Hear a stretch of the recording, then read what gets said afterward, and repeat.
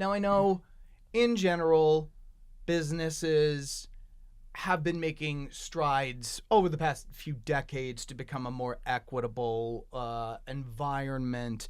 And some of the really ribald stuff of the past generation is less frequent, still present, less frequent.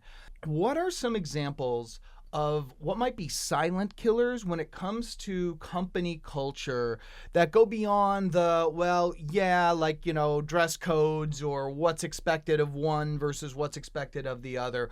What are some things that are still kind of institutionalized legacy that are, stunting companies' growth, their creative output? Yeah, I think that's a really interesting question because it's hard to change what is a bit institutionalized, and it feels like as a part of the fabric or DNA of how people operate, whether you're working in traditional corporate roles or, independent shops. I think something that, we've noticed in terms of silent killers within our space is, this default mechanism to almost say yes to everything Mm-hmm. as a sign of being a good partner and a sign of being a top performer. But what really ends up happening is you continue to load and overload yourself with these tasks and things. And it's not to say you can't do them, but you also have to delegate. There's power in delegation, there's power in conversation. And sometimes saying no is looked at as a weakness, where really I think it could be a sign of power and a sign of confidence and understanding how to like move through work and move through the ability to keep work streams moving. So something that we've tried to do consistently is really like pushing ourselves and also our team to say, yes, I can do this, but do I need to do this in this way, right? Like, how can I really like lean on the people around me and use the village? Like, that's the whole Mm-hmm. point of having a strong culture Yeah. of people who understand the work you're going through. We're all like looking for the same shared vision. And it's how can we really work together to kind of alleviate sometimes, because we all are in spaces at times when we're overloaded and we need like a little bit of a break, or we need someone to come in and really like help out. And I think that there's power in being able to ask for that. But it's interesting because I think it's a pervasive default mechanism Yeah. for anybody, really. Mm-hmm. Yeah. Up and down the ladder. And I feel like you get in a lot of situations where somebody trying to be a top performer say yes to everything. Oh, I'm the person you can rely on in this company. That's when you get people who were brought in for big strategic things doing blocking and tackling because it Mm-hmm. just landed on their thing and it's the next thing and prioritization gets more and more and more difficult the more things are on your plate.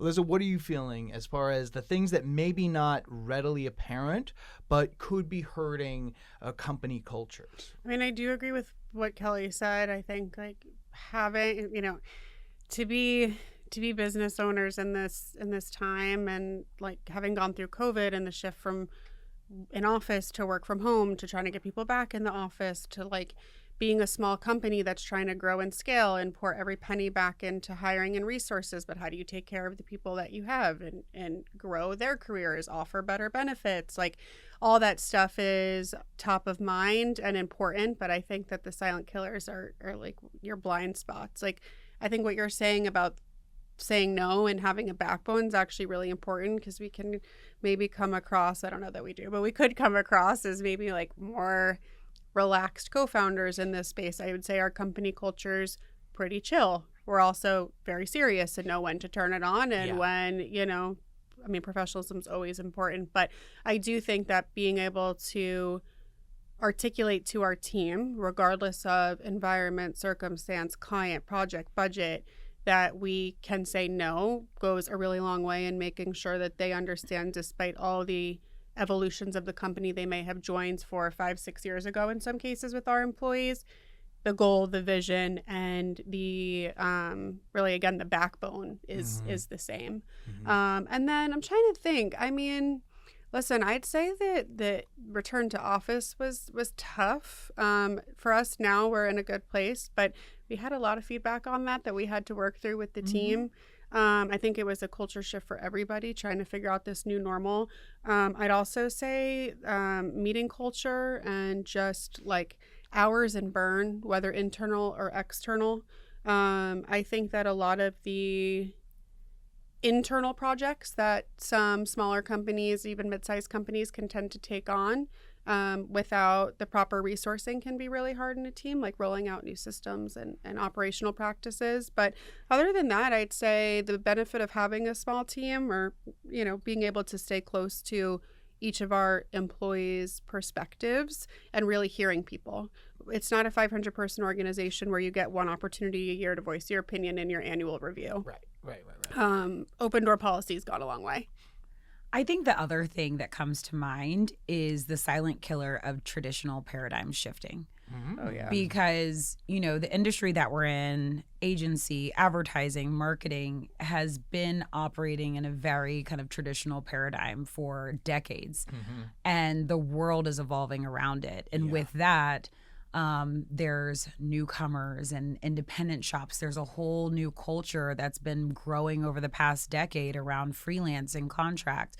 Brands are spending differently with partners and suppliers. So it's really interesting for us because I think that we are in a position where we are trying to bring to the forefront that it's okay to change. And sometimes there's defaults into what we've always done, even though what we've always done doesn't get us the results that we need.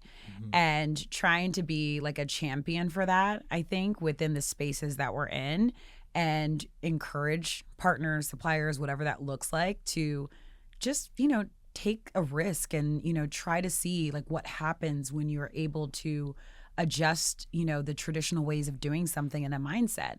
And, you know, if there's a surprising but positive return, then it explores you into, you know, allows you to explore into a whole new territory.